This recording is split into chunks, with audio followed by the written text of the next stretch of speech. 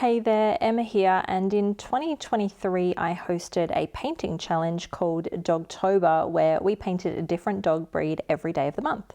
You may have seen some of the clips that I posted on Shorts at the time, just showing like a few little clips from each painting, but I've decided to go and pull out the real-time footage and share them this year so you can follow along if you'd like to. A couple of disclaimers/explainers. The point of the challenge for me was that I wanted to try and loosen up. I'm a realistic portrait artist, and so I gave myself a smaller size to work with as well as a time frame. I'm painting on roughly about A6 size paper, which is pretty small. In terms of measurements, that's like roughly 10.5 centimeters by 14.8 centimeters or 4.1 by 5.8 inches. And I also tried to set myself a time limit of about 15 minutes. I really wanted to challenge myself to loosen up, but you can approach this any way you like. Maybe you'll do it in a different medium or a certain color palette. The options are endless, totally up to you, but you're more than welcome to follow along, and these are kind of like mini tutorials. I do want to point out though that as this was unusual for me and a challenge to me, not all of them are that good.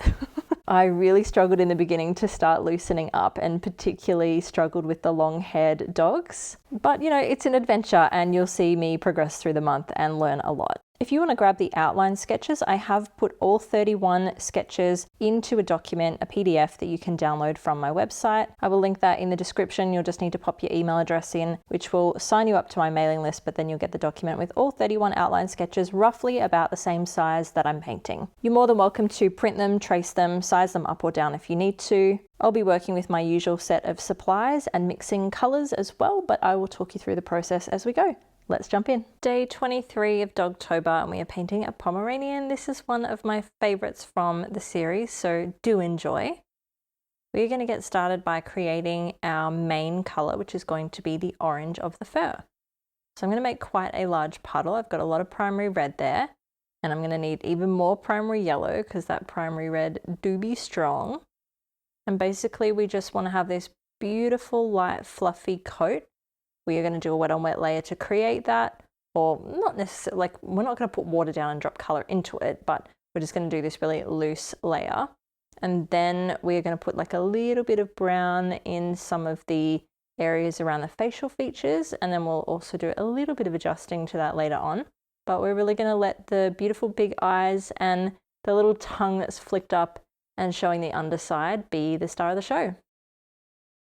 Once you've got your orange color ready to go, we are going to get started, and you can mute the color down using a little bit of primary blue as well, so it's not like offensively carrot orange, but you might like that, go for it. And I'm going to get started by going in around the facial details so that we can then kind of spread that outwards. So I'm starting off by carefully going around the eyes.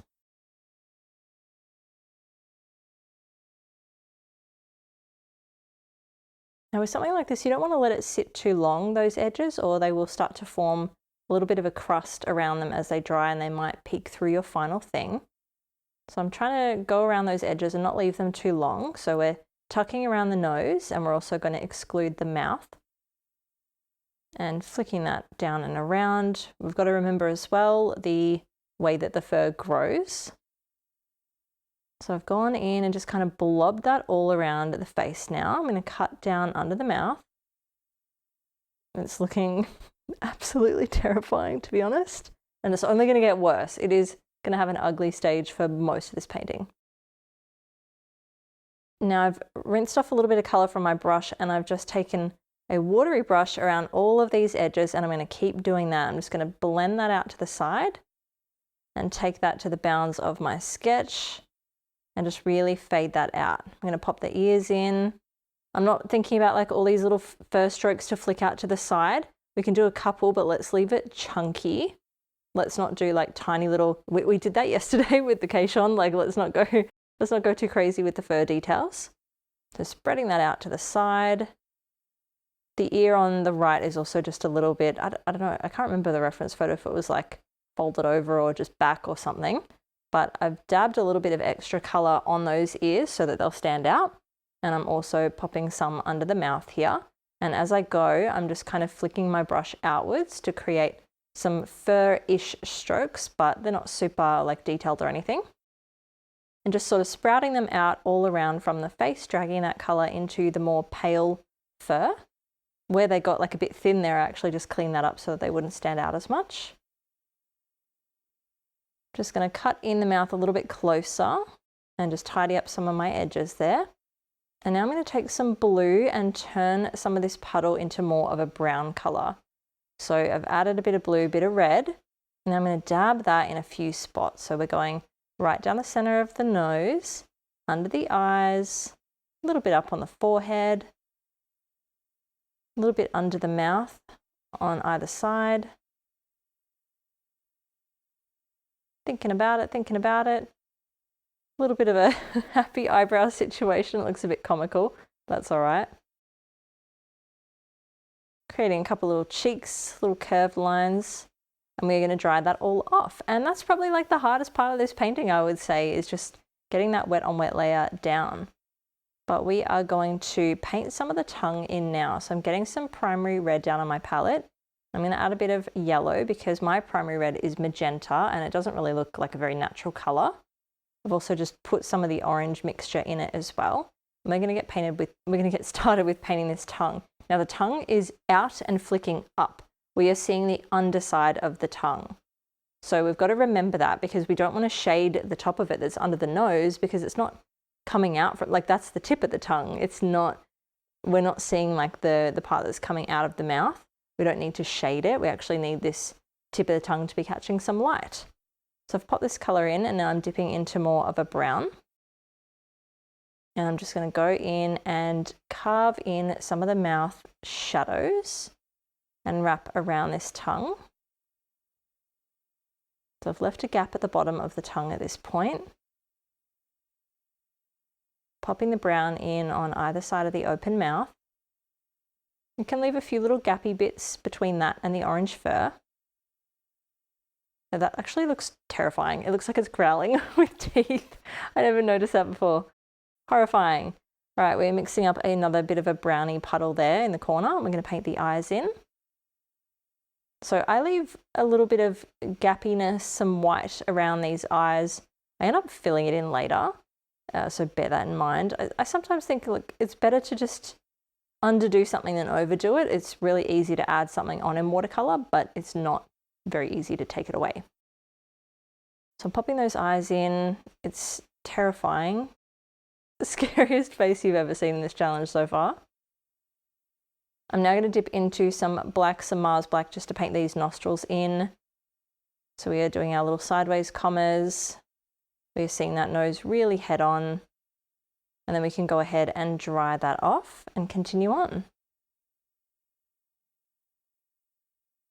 I'm adding a bit of black to the brown puddle I had just to get a darker colour, and I'm popping in some more eye colour, but not the pupil. I just want to darken the tops of those eyes. And then I'm going to go under this tongue as well. So sketching that ever so lightly, still lots of gaps there. Dipping into the red again now, the tongue colour, mixing it in with just a bit of whatever's on the palette to deepen it.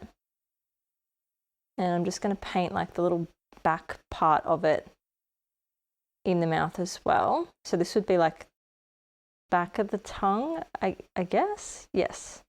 And then we see the front of it flicking forward. It's very confusing to explain, but trust me, probably. So then what I want to do is paint some of these like ridges in the tongue as well. It had like a split down the center, so I want to shade on either side of that split.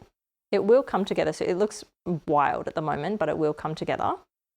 And so I'm taking those shapes to the edge, but leaving a slight gap between the original edge that we painted. And now filling in the gaps around the mouth with our brownie orange, deepening the opening of the mouth up. It's too similar in contrast at the moment, these colors. It's looking a bit flat. We need to make things stand out a little bit more. So I've just got a bit of Mars black on my palette and I'm going to paint the nose in. It's good if there's a little bit of brown or something else in there, just so it's not pure flat black. I'm going to start with the little bottom of the nose, the V shape, rinse off, dab off, and just invite the color to come to the top there. And that's just going to create a highlight at the top of the nose. And before I dry it off, I'm going to add even more black to the bottom. Then we dry that all off. Dipping back into this black color, I'm going to use it in the mouth now because it's still looking a little bit not properly shaded here. So shading in the sides of the mouth and a little bit under that tongue into more of an orangey brown color now. And I decide, you know what, don't like these eyes, they're looking a bit freaky. Let's just kind of color in some of the whites around the edges there. And then I decide to do a bit of shading on the face. So I've just gone under the eyes there, little inner corners of the eyes. Flicking a few strokes of fur up, giving it a more defined little eyebrow look. It's looking much friendlier now, that's for sure. Dry brushing some strokes up the center of the face. A little bit on the side of the mouth to the edge. And all of a sudden these teeny tiny little details, they just start to make everything pop a little bit more. Going right under that eye, tucking it in nice and close. I'm going to go ahead and pop in the highlights now.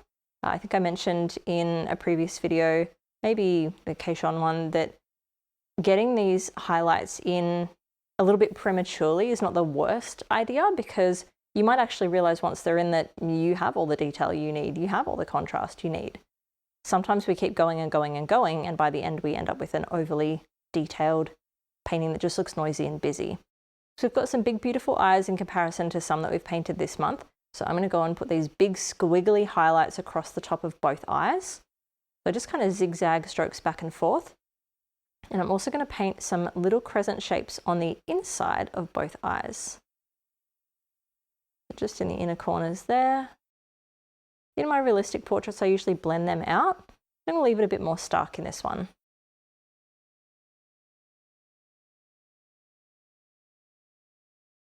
I'm going to grab some more of that pinky color, but I'm basically out. So let's grab some more, mix it in with some orangey brown. Let's go ahead and define this tongue a little bit more. So popping that color behind at the part of the tongue that's coming out of the mouth that we are not really seeing all that much of.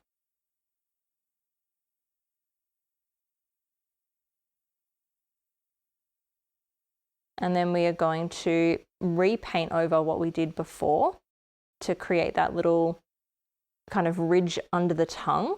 So we want to paint around that. And then just kind of fade this color out to the edges on either side. We want it nice and concentrated down the center of that line, basically. And that now is looking a lot more like a tongue that is curled up. What I'm doing here is just scrubbing a bit of color off the actual muzzle. I realized that that should have been like a paler color when I looked at my reference photo. And so I'm just trying to get a little bit of the orange color off there, just so it looks a bit paler. It's not a massive deal, but it's just something I thought I would try and do. Also, use a not good brush for this. I have a red brush there that's really old for a reason. It's for scrubbing, stuff like that, but just went ahead and used my newer brushes. Popping some black mixed in with a bit of red, just under the bottom of this tongue, just curving that around there. And deepening up the openings of the mouth. And we've finally got high contrast in that region. And that is our Pomeranian. I think you could darken the eyes a teeny tiny bit more around the highlights, but otherwise I love this one. Hope you did too. And I'll catch you in the next one.